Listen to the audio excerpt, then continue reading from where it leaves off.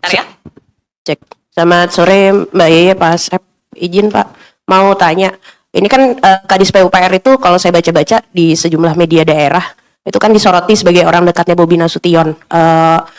Gubernur Sumut dan pernah menjadi walkot. Bahkan si TOP ini juga pernah jadi PLT Sekda Kota Medan dan disebut juga membantu pemenangan pilkada di Kota Medan dan di Sumut gitu.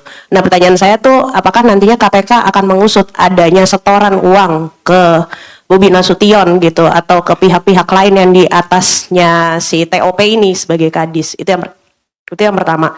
Yang kedua, kalau saya nggak salah, itu di bulan April.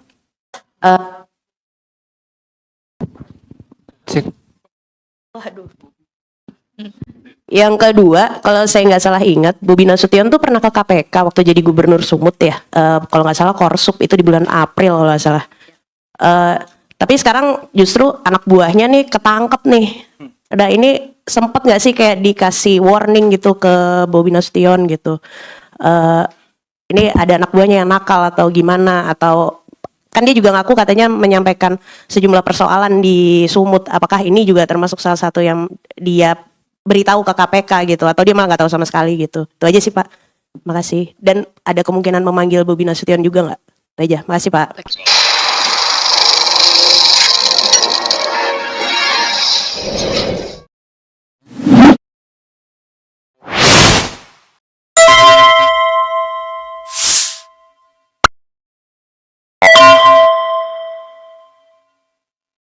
Oke, baik.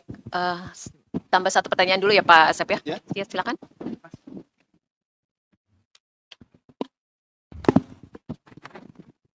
Ya, selamat sore Mbak Ye, Pak Asep. Saya Rizky dari Tempo. Mas Rizky ya. Ya. Yang pertama sih, saya masih agak bingung soal kan yang diamankan 6 orang ya Pak Asep ya. Siapa? 6 orang yang diamankan ya. Ya, sementara yang jadi tersangka 5 orang. Nah, satunya ini siapa dan kenapa Pak Asep? Itu dulu. Terus masih terkait dengan keterkaitan Pak Bobi tadi ya ditanyakan oleh Mbak.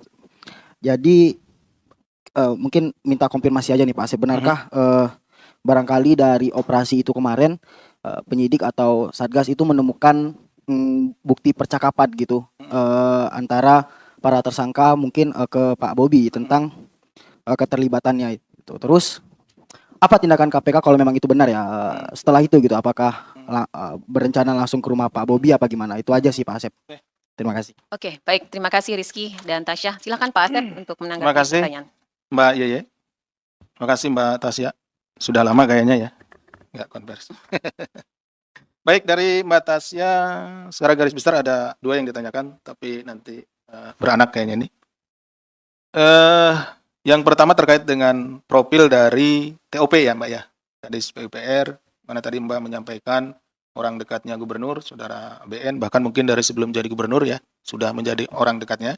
Kemudian pernah juga menjabat PLT Sekda Kota Medan waktu saudara BN menjabat wali kota Medan gitu ya, dan lain-lain.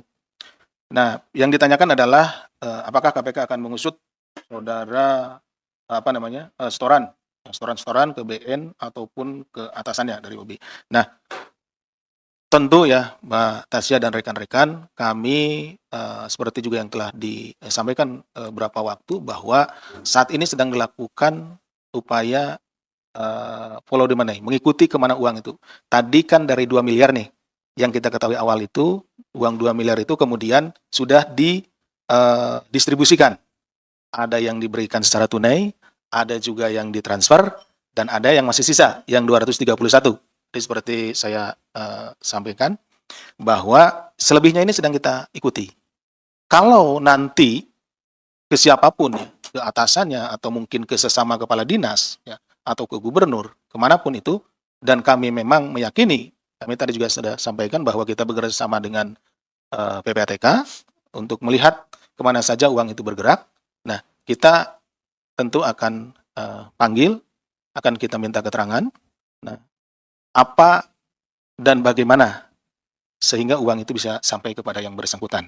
Gitu. Jadi tidak ada dalam hal ini yang akan kita kecualikan. Gitu. Kalau memang bergerak ke salah seorang, misalkan ke ke kepala dinas yang lain atau ke Pak Gubernurnya, ya kita akan minta keterangan, kita akan panggil dan kita minta keterangan. Ditunggu saja ya. Kemudian pada bulan April ini Saudara BN selaku gubernur terpilih di Sumatera Utara. Ini tidak hanya sepengetahuan kami, tidak hanya Gubernur Sumatera Utara ya, Gubernur Jawa Barat juga sini gitu ya, dan beberapa gubernur yang lain, beberapa kepala daerah yang lain ke sini tentunya menyampaikan beberapa hal yang ada di wilayahnya. Yang disampaikan tidak spesifik terkait tentang ini. Memang mungkin terkait dengan birokrasi yang ada di sana, hambatan-hambatan birokrasi apa saja dan yang lain-lainnya. Nah, selamat datang Mas Mario. Ini suhunya masalah ini. Jadi waktu kesini sih tidak spesifik menyatakan ada yang khusus di PUPR maupun di di Jalan Nasional itu ya, SSJN itu. Nah, kami dapat informasi ini justru dari masyarakat gitu. Makanya pada kesempatan ini juga kami menghimbau kepada masyarakat tidak hanya di Sumatera Utara nih. Nah, alhamdulillah sudah dimulai dari Sumatera Utara, masyarakat menginformasikan kepada kita. Ini di provinsi-provinsi lain, di kota maupun kabupaten lain, silahkan. Apabila misalkan sekarang ada infrastruktur, pembuatan infrastruktur yang harusnya misalkan bisa bertahan sekian tahun, tapi kualitasnya kelihatan kan jelek, kan beda antara kualitas yang bagus, kita kasat mata juga bisa melihat gitu ya, dengan kualitas yang buruk. Nah, tapi juga tentu harus dilengkapi dengan dokumen-dokumen maupun juga bukti-bukti. Jadi tidak hanya sebatas kita, oh ada jembatan misalkan rusak, tiba-tiba rusak, kena banjir, oh ini korupsi, dilaporkan ya, harus ada juga ini pihak mana yang membuat dan lain-lain, ini anggaran tahun berapa anggarannya dan yang lainnya. Itu bisa langsung nanti dilaporkan ke LPM. Kemudian itu kan ya batasnya. Tadi seperti saya sampaikan, kalau ada kaitannya baik itu ada aliran uang, atau ada perintah ya. Tidak harus selalu ada aliran uang ya, termasuk ke gubernur itu kita akan panggil tentunya. Misalkan hanya ada perintah memerintahkan untuk memenangkan pihak-pihak ini. Nah, uangnya belum dapat ya tetap kita akan panggil dan kita akan minta pertanggungjawaban gitu kan. Seperti itu. Demikian Mbak Tasya. Kemudian ke Mas Rizky. Ini yang dibawa ke sini 6 orang, tapi yang jadi tersangka hanya 5 orang, ya. Tadi ada 2 dari pemberi, kemudian 3 dari penerima ya, Mas Rizky. Yang 1 orangnya kemana, gitu kan ya. Jadi yang 1 orangnya itu setelah kita periksa dan kita dalami, perbuatan-perbuatannya itu belum cukup bukti bahwa dia sebagai pelaku. Jadi sehingga kategorinya adalah saksi. Tetapi ini adalah baru permulaan gitu ya, Mas Rizky ya. Jadi ketika nanti pendalaman kita juga akan melakukan upaya paksa lainnya, penggeledahan dan lain-lain gitu ya, penyitaan. Apabila memang ternyata orang ini yang kita dugaan ini kuat dan didukung oleh bukti-bukti yang lain, maka tidak menutup kemungkinan tidak hanya 5 orang ini gitu. Bahkan yang tadi yang ke-6-nya mungkin bisa nambah lebih dari 6 yang lainnya gitu. Karena tadi dijelaskan di sini juga itu tidak hanya tahun ini saja. Saudara Kir dan saudara RAY ya. RAY ini dapat proyek. Jadi mulai 2023, 2024 gitu ya. Itu sudah selesai berarti kan? Proyeknya sudah selesai dikerjakan, uangnya sudah masuk ke beberapa tempat. Nah, itu yang sedang kita telusuri juga. Nah, kita berharap sih melakukan upaya ini, termasuk operasi tangkap tangan ini, sebelum proyek itu dilaksanakan. Sehingga tadi senilai 230 ya. 231,8 ya. 231,8 miliar ini, yang ini proyek ini tidak lalu menjadi proyek yang dikerjakan memang oleh orang-orang yang melakukan atau korup gitu ya. Sehingga pekerjaannya atau hasil kerjanya nanti akan sia-sia. Kalau di awal seperti ini, nah itu bisa lebih bagus. Kenapa? Karena kita bisa membantu pihak dalam hal ini Provinsi Sumatera Utara untuk mengeliminir perusahaan-perusahaan yang tidak kredibel ini, yang berusaha mendapatkan proyek itu dengan cara-cara curang, dengan menyuap beberapa pihak. Gitu. Tadi juga sudah saya jelaskan di awal bahwa kami di KPK ini memiliki dua pilihan. Ya. Pilihan pertama adalah kami biarkan dulu proyek ini yang 231,8 ini, biarkan dulu berjalan. Biarkan dulu biddingnya berjalan. Pastikan yang akan menang di lelang itu ya si KIR dan si Rai ini kan perusahaan itu. Kemudian dari sana sudah pastilah sebagai bentuk dari ucapan terima kasihnya atau janjinya di awal itu antara 10-20% akan diberikan kepada para pihak ini. Berarti dari 231 itu sekitar 46 miliar itu akan dikeluarkan dari anggaran tersebut bukan untuk membangun jalan, tapi untuk diberikan kepada orang-orang ini, para pejabat ini. Pada saat itulah kita lakukan OTT. KPK dapat 46 miliar.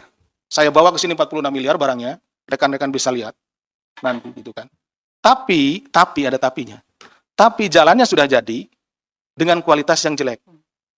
Dan masyarakat tidak akan mendapatkan manfaatnya. Gitu. Pilihan kedua ya. Karena KPK sudah tahu, tim sudah tahu bahwa KIR dan RAY ini berusaha mendapatkan proyek yang jumlahnya 231,8 miliar ini dengan cara-cara menyuap. Di awal kita sudah ambil nih, walaupun yang kita ambil tadi cuman ada sejumlah 231 juta. Gitu. Hampir mirip nih, 231 miliar ini 231 juta ya. Ada 231 juta sisanya dari 2 miliar yang sudah dibagi-bagikan. Tadi rekan-rekan bisa melihat jumlahnya cuma segini, kecil. Ya. Tetapi manfaat yang dirasakan oleh masyarakat akan besar. Kenapa? Karena proyek jalan ini tidak akan dikerjakan oleh perusahaan-perusahaannya KIR maupun oleh perusahaannya RAY. Yang jelas-jelas dia ingin mendapatkan proyek itu dengan cara-cara curang. Kami berharap, tapi ini bolanya bukan di kami nih. Bolanya sekarang ada di pemerintah daerah. Kami berharap dengan KIR dan RAY ini perusahaannya kita sudah ambil, pilihlah perusahaan-perusahaan yang kredibel. Pilihlah perusahaan-perusahaan yang memang, kalau boleh dibilang yang nasionalis lah. Dari 231 miliar itu mungkin digunakan lah. Diambil keuntungannya, silakan ya itu yang wajar ya. Kemudian digunakan semuanya untuk pembangunan jalan. Sehingga kualitas jalannya akan menjadi bagus.